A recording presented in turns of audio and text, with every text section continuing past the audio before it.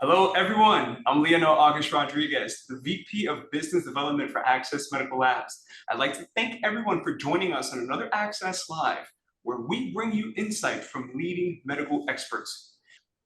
Now, ladies and gentlemen, it is my pleasure to introduce our esteemed speaker, who has an impressive background, including an honors degree from Yale and an MD from the University of Cincinnati, where he excelled academically. With over 25 years of experience in orthopedic surgery, he now focuses on hormone replacement, sexual health, and integrative medicine. Please join me in welcoming Dr. Carrozzella. Thank you so much, and it is really a pleasure to be here this afternoon. I guess it's 2 minutes afternoon. It's really been quite a journey for me, first being an orthopedic surgeon, getting really burnt out on traditional medicine. And I think back to the day when my ex-wife had a very stormy menopause and what we went through and being told this is normal. Just get over it. And we asked about hormones when we were told that they were bad, and one thing led to another. And when we went through the dramatic improvement of our life, after that, it became really evident to me that there was something more interesting, more fun, more exciting, and more preventative out there in terms of medicine that led to a real revolution in my life and a change in my direction. I ultimately went back and let's see here. I ultimately went back and got a master's degree in nutritional metabolic medicine from the University of South Florida, and have been building my hormone and wellness clinic in Central Florida for going on 10 years now. In that time frame, we've grown to an active patient list of around 2,000 people. Something rather unique happened. We recognized, and it had been one of my goals to be a regional leader in this space. I fell in love with hormones and metabolic medicine and preventative medicine. And a long time ago, I decided that I wanted to be one of the leaders. So I studied very hard. I worked very hard. We developed a very patient-focused practice. And have gone on to become exactly that, a regional, if not a state leader. I lecture nationally, and I will be doing my first international lecture in about 2 weeks, where I'll be educating a group of Italian physicians who are looking to make the transition into hormone and metabolic medicine. Well, one of the things that we recognized along the way was that we started in a very humble beginnings outside of a very small office, really less than 1,000 square feet. And we grew today to where we have an office of over 8,000 square feet with 25 employees. And I remember those first days of me and a front desk person and an office manager trying to handle it all, but having bigger goals. And I thought that just showing up for work was really going to be what was necessary, but that turned out not to be the case. So my first real epiphany came along when I was struggling to grow. I thought, being the best that I could be, a hormone doctor doing good medicine, and my God, people are just going to find out about me and come streaming to the door. And well, that wasn't the case. And if you look to my right here in this picture, your left, you will see Amanda, who was my first coordinator. And I remember, days struggling to make payroll, going, where am I going to get the money? She was saying, Doc, it has been okay. It's going to be okay. Things are going to be okay. Getting to the point now where we have a pretty much an annual budget that projects about a $5.3 million revenue for 2024. That's all due to Jodie, who is standing here to my left, your right. Jodie came along in 2017 and sat down and really taught me how to run a business, because if you're in this hormone and wellness space, most likely either you're all cash or a majority of your practice is cash. And understanding that was really a transformation in my life, in a way of really kind of recognizing that this type of medicine, what's considered, it shouldn't be, but it's considered relatively elective medicine, tends to be more cash-based, and running it more like a business is going to be far more successful. Well, I hired Jodie on December 1st of 2017, and on December 2nd, we sat down to an all-day event with just her and me, where we fleshed out a business plan, goals, mileposts, landmarks, service menus, and everything that still holds today our 10-year plan. We're actually ahead of our 10-year plan, doing very well. And I never realized how successful we could be. But it'll tell you that getting a mindset of running a business and not just a medical practice is really what the key is to having that regional practice of impact that many of you that are on this call today, I think, are looking for. Certainly, there are ways to do it for smaller concierge practices, and those are all fine and well if that's the style of practice that you want. But we wanted to make an impact because we believe the kind of medicine that we are delivering is life-changing, and because of that, we wanted to reach the greatest number of people. Well, when I joined up with Jodie, things just started to take off. Those worries about making payroll tomorrow started to evaporate, and we started to have a bank account that actually allowed us to do things and to grow a business into something much better. And that allowed us to move into our second space, which you see here, which was about 3,000 square feet. And we ended up with about 10 or 15 employees there, making $2 million a year. And quickly we outgrew that to the point where we are today with 23 employees, 3 APPs, 2 nurses, and a physician's assistant, a registered dietitian, and as I said, a very healthy projected revenue. It's a lot of fun. People around the community recognize us. We have a lot of word of mouth, but this didn't happen by accident. It happened with a lot of planning, a lot of thought, and a lot of purpose and intent. So what I wanted to do today is share with you a little bit about our success, how we got there, and how we have really earned and moved into a place where we're able to help other hormone providers build their dream practices.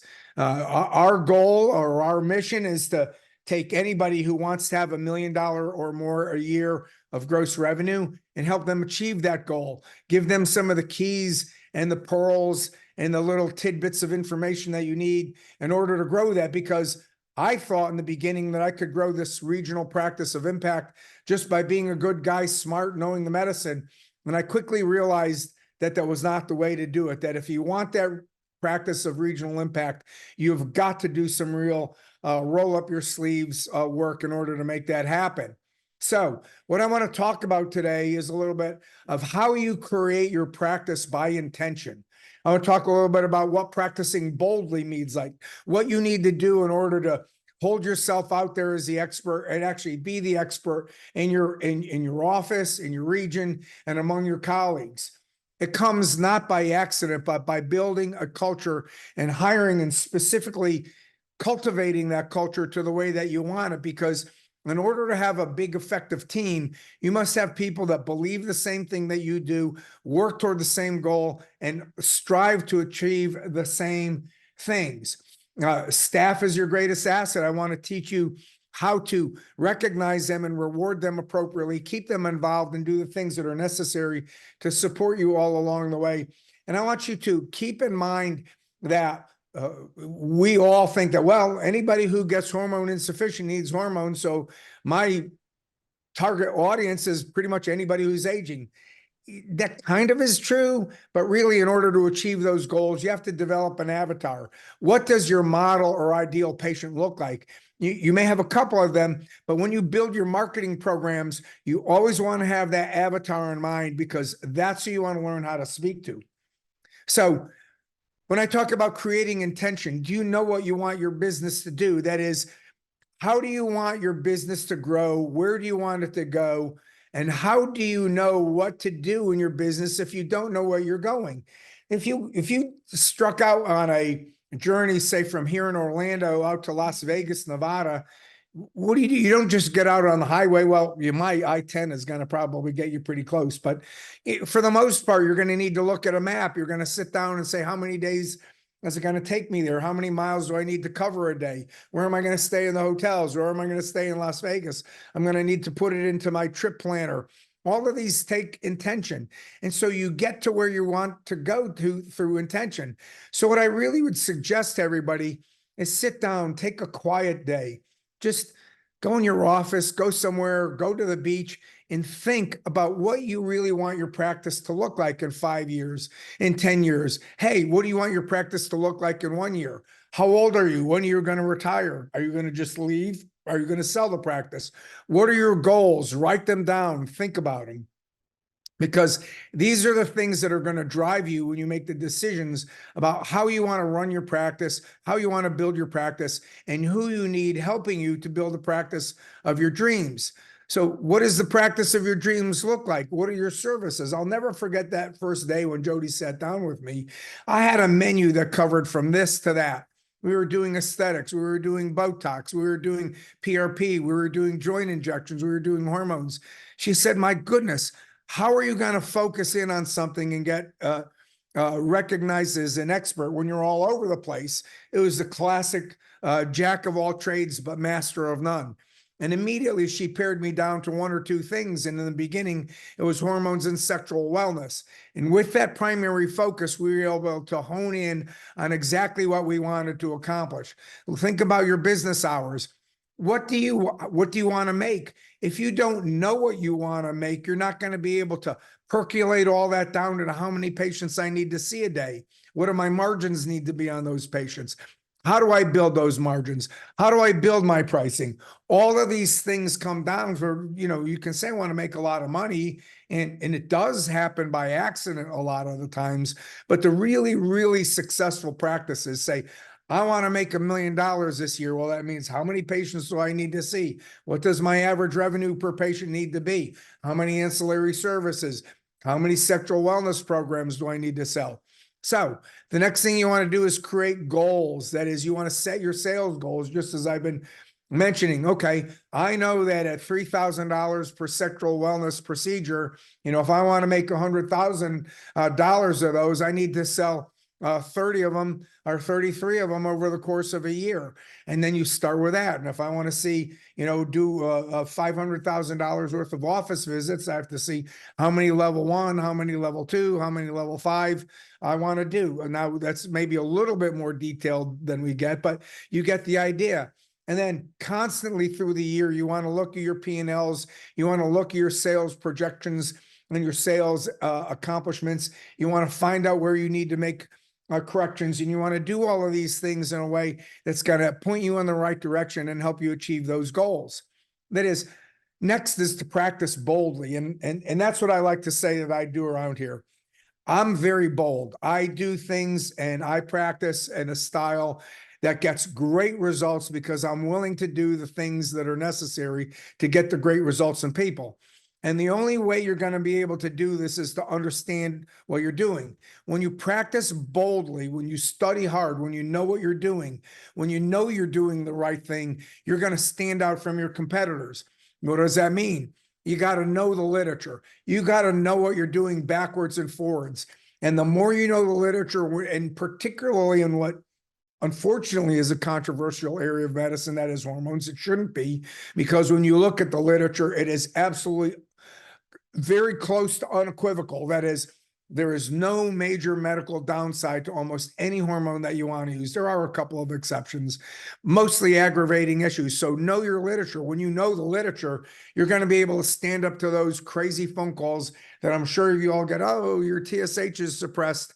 You're going to kill them. They're going to have atrial fibrillation, osteoporosis, sudden cardiac death. I'm sure those of you that have been in a hormone practice have heard all of those things. When you know your literature, you're ready to take on those objections and bust those objections right out into left field and really make your patients know. Trust me, around Orlando, they know that I know my stuff. Set up Google alerts. I have several Google alerts that come in. For example, I get one 2 or 3 times a week on testosterone, and I can scan the latest 20 articles, pull up the one or two that I think are relevant to what I'm doing, look at those and see whether they're worth reading or not worth reading. At least I know what's going on out there. I'm always looking for new improvements. I'm always looking for literature that supports what we're doing. You know, routinely read the things like Journal of Clinical Endocrinology and Metabolism. Read those things, understand what they are. I educate over 100 hours a year, either watching videos, going to courses. I repeat my WorldLink courses, at least 2 or 3 of them every year. And every time I go, I do better and better and better and become more detailed, more detailed, more detailed. Develop a support system. When you go to the broader national meetings, you're going to meet other colleagues that you can share ideas with, that you can run problem cases by. Knowing how to be creative in those problem cases comes with studying hard, knowing the literature, going to your courses, and asking your friends for suggestions on how to handle some of the more complicated cases that you come across. Be active on social media. We're very active on social media. And what we want to do is we usually focus in on an educational kind of an approach. Of course, we always ask for the sale every once in a while. You have to get them in the door. But I would say that 85 to 90% of our social media posts are just simple posts to simple thoughts and ideas relative to the types of services that we have. What is the difference between estradiol and estrogen? Why is TSH not a good measure of thyroid? A little 2-minute social media post over and over and over again on a routine basis will do that. And you don't have to do it all at once, a little bit, a little bit, a little bit. I remember when I was back in residency, my program director asked me one time, he says, "How do you eat an elephant?" And the answer is 1 bite at a time. Yes, you want to develop a big social media presence, but you're not going to do it, excuse me, in 1 week. It's going to take a little bit of time. Make your things evergreen, grow them, know what you're doing. Culture. I can't tell you enough about how important culture is. When we sat down, Jodie and I, that first day back in December of 2017, we spent a lot of time trying to figure out what we wanted our practice to look like. And we came up with these 8 values which guide us every single day. Any decision that we make in our office, it is not take these into consideration, we will not execute that decision. That is, anything we do must be responsible to our core values and our core mission. Once we've done that, then we're good to go, and we know we're focused in on the things that we want to do. By being disciplined in this way, we're less likely to buy that next shiny object, get off track, lead to division of interest, division of focus, division of concentration. All of those things are going to be deadly to the progress that you set out and keeping you from achieving the goals that you put forward. And of course, you can see down here at the end, we love to have fun. We want everybody to come to work in a happy, creative mindset, ready to take on the challenges of the day. And yes, just like everybody else, we do have our bad days along with our good days. But fortunately, as we've hired people toward our culture, our bad days are far less than you might imagine. Identify your values. When you hire to this culture and hold everyone to those values, you're going to all be in the similar mindset. You're going to focus on the same goals. You're going to call that law of attraction into focus, and things are going to happen that are going to be good for your practice, no matter what you might think. And treat your family, your staff like family.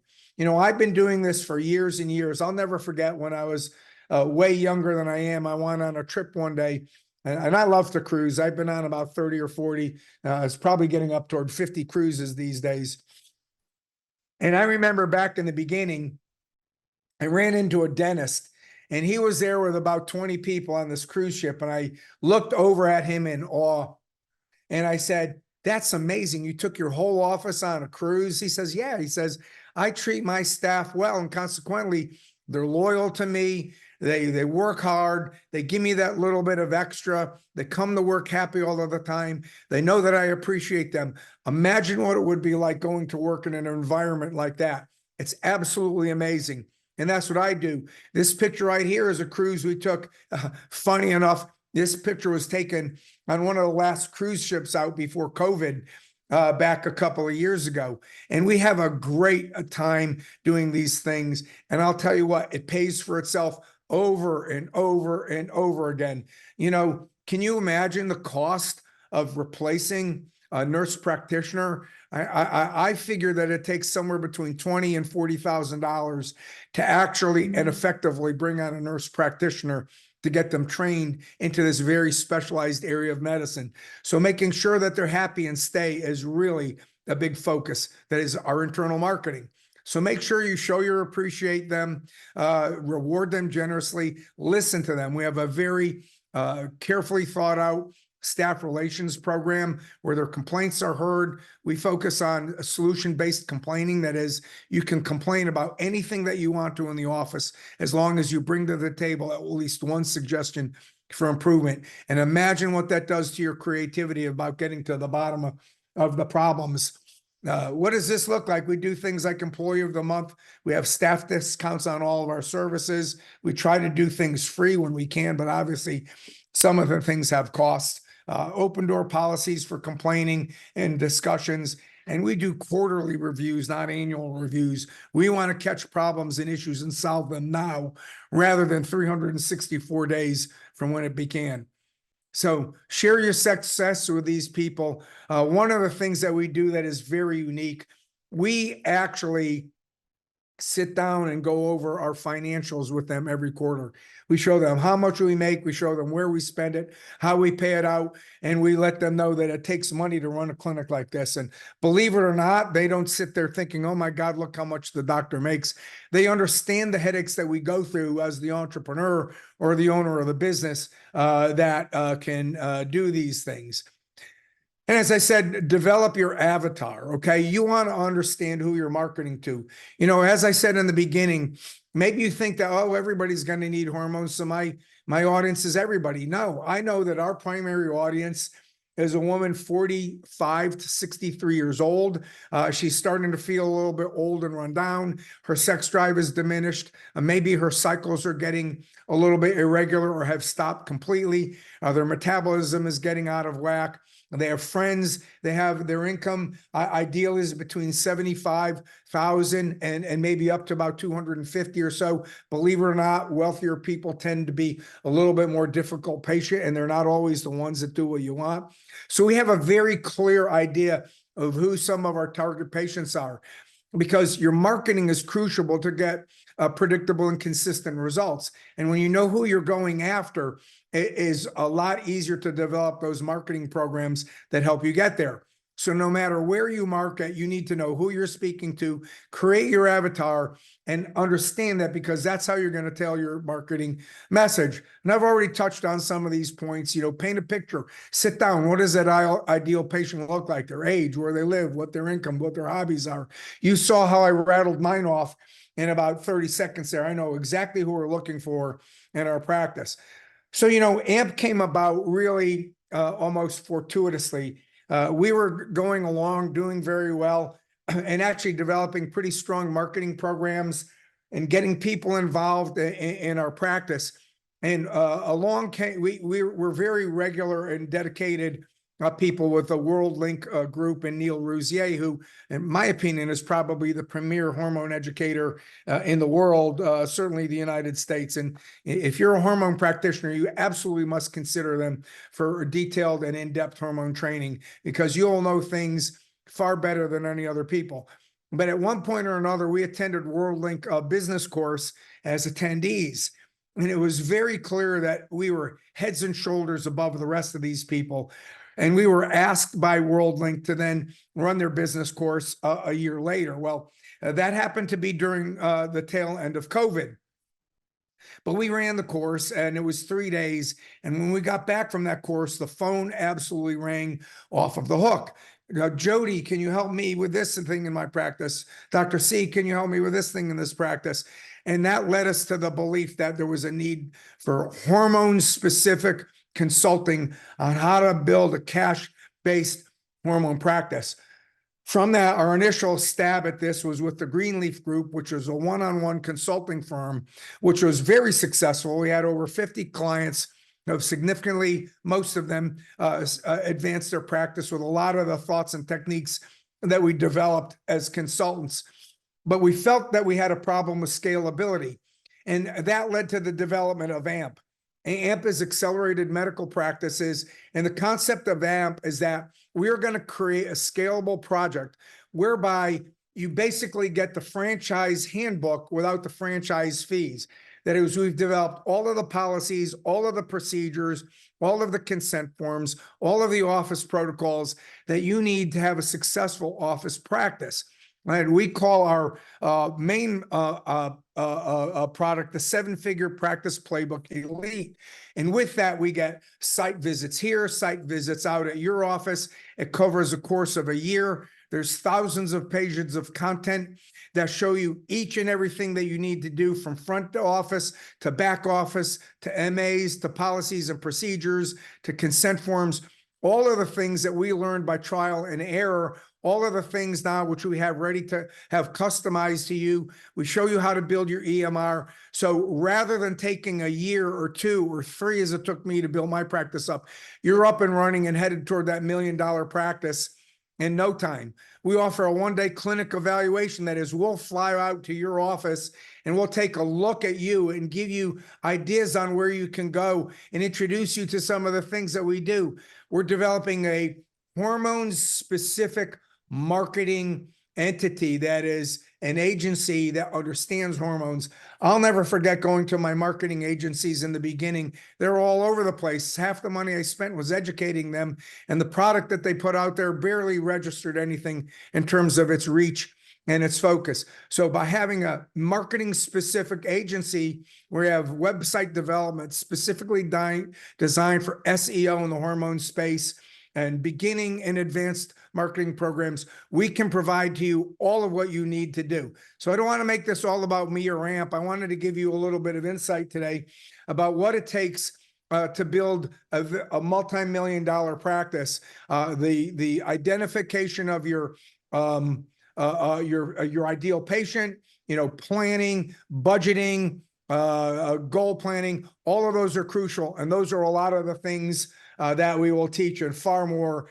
with accelerated medical practices. So I want to thank you for all your time. This is Jodie. Jodie and I are the principals, along with Patrick, of Accelerated Medical Practices, the clinical side, and Jamie and Kevin are running the marketing agency. And we're really happy to bring that to all of you and offer it up. It's really something that just does not exist out there. And again, here are the things that we do with AMP. So if you want to take the next step, go ahead and scan the QR code. Give us a call, contact me at my email or through Access, and we'd be happy to talk with you to see if what we do is something that would be good for your practice. So that's about all I have right now. Thanks again, Access, for allowing me to participate in your program. And I hope people got a little bit of an idea of what it takes to have a wildly successful medical practice, certainly something that I never thought I would be part of. And the things that I get to do, the patients that I get to see, the quality of patients I see, I have several billionaires in my office. I've seen very famous people from across Florida. I get to do really fun stuff. This really is a practice of my dreams. And it's something that we really feel that we have some of the formula that we can share with other people. So again, I'm Dr. Carrozzella, and I'm going to turn it back to Lionel. Dr. Carrozzella, I can feel the passion coming across the screen. Excellent presentation on the $1 million hormone practice, and amazing takeaways for those providers who are looking to elevate their practice to the next level. I do have a few questions from our audience. The first being, you mentioned the cruise and the dentist, taking the staff on a cruise. Cruises can be expensive. So starting out, what are some ways that an individual can reward their staff that won't break the bank? Sure. I mean, there's lots of great things. I mean, we happen to be very fortunate in Orlando, and within a mile of my office, I think there's over 250 restaurants and entertainment opportunities. I mean, take your group on a a mystery, one of those mystery breakout rooms. That's Take true. them out to dinner, go bowling. You do anything that brings you together as a group. You don't have to break your budget to do this stuff. And that's what we did in the beginning, and they really appreciate that. Even take them out to dinner and you got to pay your own drinks. All of that works. People love it. The camaraderie builds strongly and they're happy. So very simple: bowling, dinner, entertainments, breakout mystery rooms, anything you can think of that you can do as a team, hiking, picnics. I mean, we can get even really more basic, and we've done all of that. I love it because that sounds like something that we also do here at Access. We have a lot of team building activities outside of the office space. Love it. What's funny is back when I was in Pensacola, I started business school. So I've had this business streak in me for, 20, 30 years now. And I'll never forget when I first walked into the management and classes, and they were doing all of this team building. And I thought it was a lot of hocus pocus, voodoo. And I'm going to tell you what, when Jodie showed me the value of some of these things and what it does to create a strong, cohesive team, I drank the Kool-Aid and I became a firm believer. You've got to do things that develop your team and your team cohesion. Agreed. And again, I couldn't agree more. It is something that we truly practice here. You forgot to mention golfing. Love to golf as a team, right? So just little things. Now, if you were to start over again today, anything that you would do differently in building your clinic? 100%. I would do anything I could to avoid doing trial and error, because it's going to cost you. Okay. And, a program like ours is not exactly inexpensive, but I guarantee you that I have spent multiples of what we charge for our program in errors and mistakes. I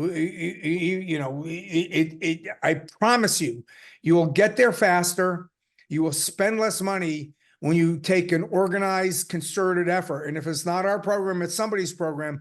But get a coach, get a mentor, get a leader, get somebody who can keep you focused to develop a plan and execute a plan with the least amount of places where you're going to make mistakes. And if you don't know it, you're probably going to make a mistake finding out how to do it.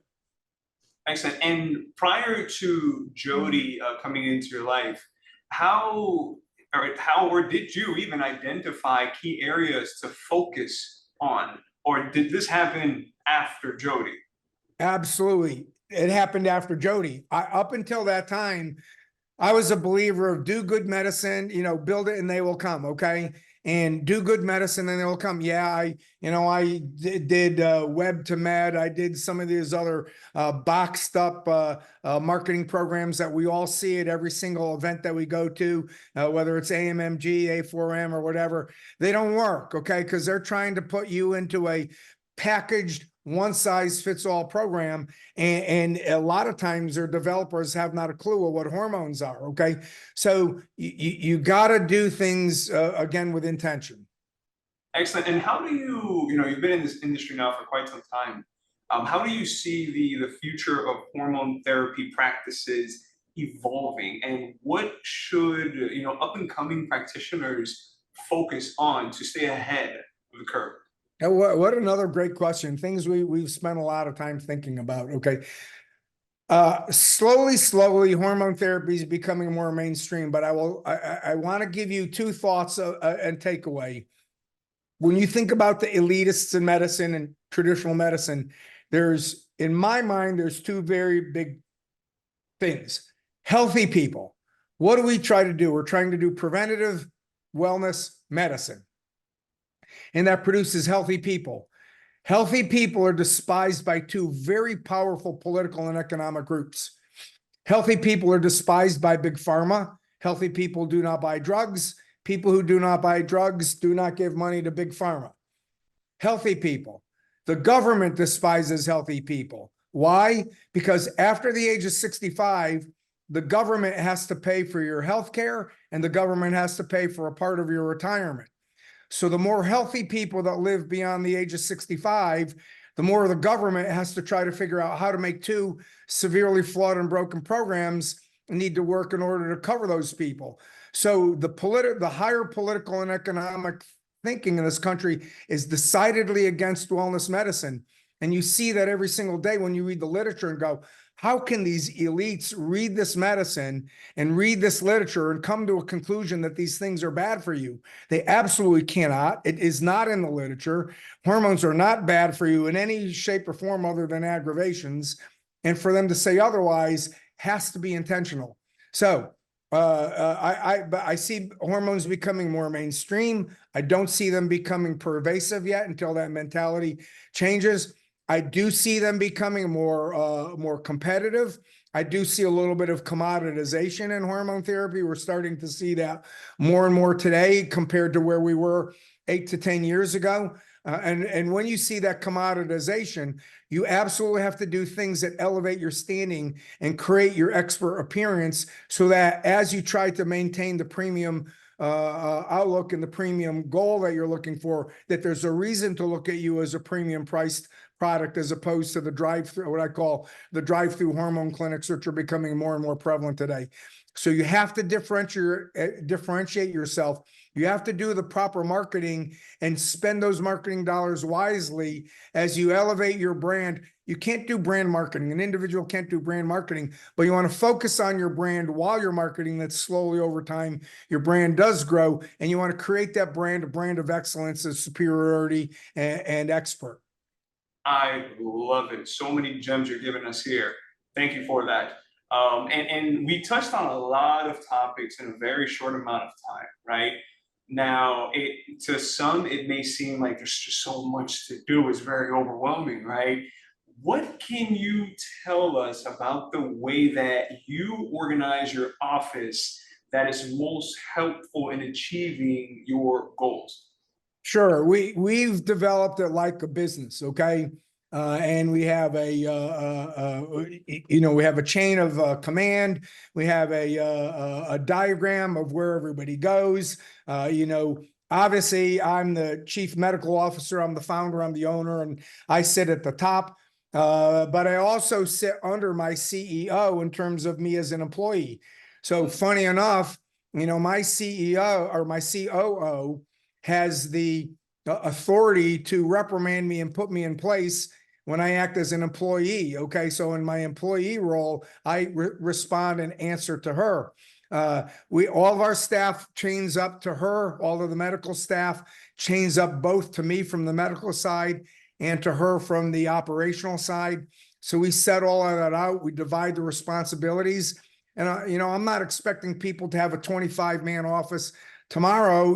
Many offices are going to start out with 4 or 5 people, but we do need to cover the main areas. You need to cover front office, you need to cover back office, you need to cover marketing and sales, and you need to cover the medical department, the practitioner department. So those 4 things are crucial. And we're going to, in accelerated medical practices, in our 7-figure practice playbook, we show everybody how to set those up and gradually build them up to where they want to. They're definitely scalable. They can definitely be started with a small office, but they're geared toward getting you to that $1 million in 12 to 18 months rather than 3 to 5 years. I love it. You're truly running the office like an organization. Love it. Now, let's say you have an individual who follows, all of your guidance, right? At what point is it, and they have the front office staff, they have their medical assistant, they obviously have themselves. At what point do they hire an associate? At what point is it time for them to get more help? Yeah, that's going to be a little bit of an individual thing. I mean, younger people who want to work hard still, are going to hold out a little bit longer. Older people are going to want to move into that executive senior physician class a little bit sooner. But what I will tell you is, for those of you who have never hired, it's really, I heard this once years ago, that first hire is the hardest. Where am I going to get the money? Where's the margin going to come from? All of those questions come in, and I experienced all of that. After that, it was easy. The second, third, and now the fourth that I've hired. Well, I've hired a number of people now, a couple of providers that have come and gone. But after that first one, it gets a lot easier. You have to budget it, you have to plan for it. There are ways to get agreements with banks for operating capital to help you do those things. Remarkably, the Small Business Administration is out there and available to help people with their business needs. We have AMP has a very good relationship with a broker for small business loans and lending, and we've been able to hook them up with a few people to get their financial needs met. So there are ways to get it done. It just takes, like anything else, planning and determination to get it done, and understanding where it goes, where things are going to go. Remarkably, I was so fearful of that first provider costing me money and putting me personally into the poorhouse while I'm funding everybody else, and it just didn't happen. It went smoothly, and as I said, the subsequent hires have been pretty easy. Amazing. And I have a few other questions that are asking for your contact information. Do you mind putting that QR code back on the screen, or do you want verbally giving it to us as well? Yeah, let me go ahead and do that. Share screen. There it is on my PowerPoint, but you all can see that right there. Beautiful. Thank you for that, sir. And another question that came about, it pertains to Google Ads, which I know personally can be very expensive. What's your feedback on those? Yeah, we focus a lot on SEO and a lot of organic. So, and especially in the beginning, you're going to need to do that. But even at that, we still do. We use Facebook a good bit. Google ads have tended to be a lot more expensive, although we are starting to look at some of that. You have to be very careful because, I mean, testosterone, for example, you could spend as much as $5 for one hit on something like testosterone. So you got it. We use them. You have to have a marketing agency, and we believe that we're developing that understands the pluses and the minuses, because early on I ended up spending tons and tons of wasted money on Google ads, Facebook ads, with all meaningless, directionless ads that didn't come back anywhere, didn't go to landing pages, didn't produce the results that you want. So they're important. They need to be used judiciously, but they can be used effectively when you get a good team telling you how to do it. Beautiful. And I have two more questions for you, sir. Sure. So, and I'm certain you go into this in your AMP program, but if you can share with us, which CME or training courses would you recommend for additional certifications? I know you mentioned a physician earlier, I believe it was Dr. Rouzier, yes? Yes. I think Neil Rouzier is probably one of the greatest people in the hormone space on the face of the planet. I've learned from him extensively. When I teach along the lines that he does, maybe with a little less sarcasm than Neil has, and those of you who know them will chuckle at that. But he is absolutely brilliant, and everything he puts in front of you is 100% evidence-based. You cannot get a better, thorough, more rounded hormone education than with Neil through WorldLink. I think AMMG is a beginning point, Age Management Medical Group. I lecture with them, and I probably will be on their agenda again in April. A4M, the American Association of Anti-Aging Medicine. I think they're a good group. I have my certification and through them, and my board certification through them. I think those are great organization. IFM is a little bit less focused on hormones, although they do have a hormone module. That's Institute for Functional Medicine. So I think those are the main organizations. But if you're really hormone focused, in my opinion, I don't think there's a better hormone educator out there than Neil Rouzier. Beautiful. And my last question to you, sir, is what would you say is the most important thing that you do to differentiate yourself and your practice from others who may claim to be, high quality hormone practitioners in your area? Yeah, study. I think when you can sit down and you can I don't know. It's funny. When I was in doing my hand surgery fellowship, I thought it was one of the most amazing things when Peter Stern would come in and rattle off titles of articles and authors and give summaries of these articles and go, God, how smart do you have to be to do that? And by no means am I saying that I'm as smart as Peter or Neil, but the way that they are able to rattle off the literature, if you can start to be comfortable that you know the literature, or having that comfort is going to make you the expert in that person's eye sitting across from you. Do some YouTube hits. I mean, over time, doing a 1 or 2 minute YouTube hit. I mean, take a great article that came out and go, hey guys, I just saw this great article. It's called the Traverse Study. It's in the New England Journal of Medicine in June of 2023. And, it was a little bit disappointing. We were hoping for it to do a little bit more than what it did on testosterone. We were looking for a little bit more of a robust study. But you know what it gave us? It gave us at least one of the final answers in a nicely done randomized prospective double-blind controlled study. We now know, and we can say fairly definitively, that testosterone does not aggravate existing cardiovascular disease or develop cardiovascular disease. So if you want to learn more about that, go ahead and give me a call. I'd be happy to talk about it. Make an appointment, schedule in. We know we're talking about testosterone. There you go. That's a 90-second hit that you can put up on YouTube. And the value of that is just tremendous now with voice recognition and the way the crawlers can actually pick out the text of what you said and make it relevant to what you're doing. So you do one of those a week when you've got time in the early part of your practice, and before long, people are going to be coming in. I've seen you, because people get into this decision-making phase that the marketers talk about all the time, this pre-decision phase, where they're out there looking, they're exploring, they're typing in things, they're typing in things on Google, and you're coming up just organically. They're going to come in and they're going to develop a confidence with you before they even met you.